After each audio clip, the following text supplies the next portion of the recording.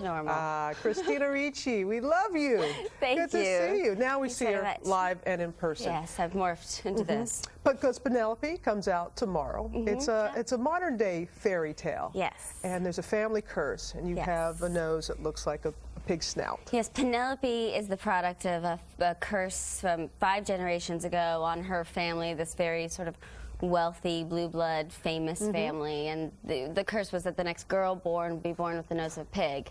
They had boys for 5 generations, and then they have Penelope. And so the only way to break the curse, apparently, is to find someone of her own kind to love her.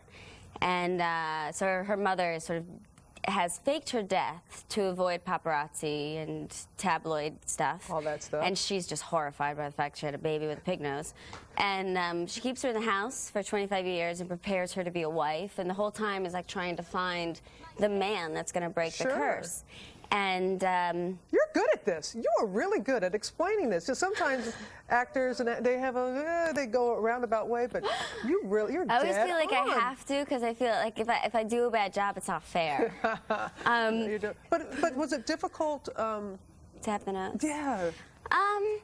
No, it wasn't really. I mean, at first it was really fun and exciting, and I thought it was, you know, it was just fun, make-believe, kind of costumey kind of thing. But then it does get annoying, like after 10 hours, the glue starts to dry and you start to sweat a little and you can't scratch it. You can like go like this. But, you know, then it's off. So you wouldn't think about it until it was kind of later in the day? Yeah, well, I had a rule that I wasn't allowed to think about the nose or how much it irritated me until 4 hours before wrap. Because I knew if I started early, it would just go on all day. But if I allowed myself just 4 hours at the end of the day, that I could make it 4 hours. Genius. Yeah. Genius. Well, so that was my rule. Even though you did a great job in describing, I want to show a little bit of a clip to the people at home. This is Penelope. Hey, how about you and me heading down to the Cloverdilly pub right now? The Cloverdilly pub? Yeah. Best beer, best blues, some of the best beer bums in town. Thanks. Maybe later. Penelope, come on. Hey? Come on, you gotta get out of there sometime. Right? What are you waiting for?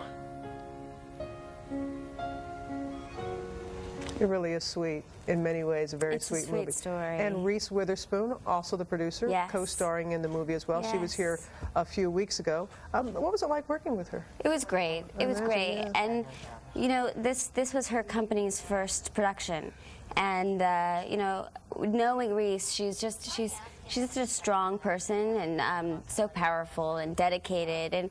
And you kind of really know and are comforted when you do a movie like this that with Reese sort of at the helm, she's going to make sure that the original intention and the original sort of message in the story is maintained. And that's, for me, really a lot of why I made this movie is because of the beautiful message it has. And it must be a real comfort zone when you're working with someone like Reese, who, like you said, it's a first production company, work like that, and you know you're going to be in good hands all the way around. Yeah. And when you're not acting, you are very active, and I know that you're the national spokesperson for RAIN. Yes. Tell people what that's about and what your involvement is. Well, RAIN stands for the Rape, Abuse, Incest National Network, and it's the largest,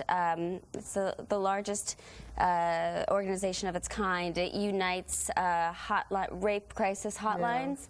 And violence against women hotlines all over the country.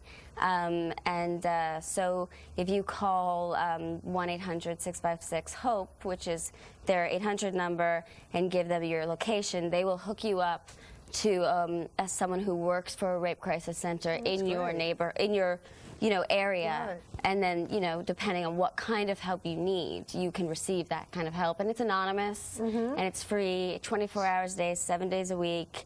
And, you know, our hope is to empower the victims, well, survivors, really.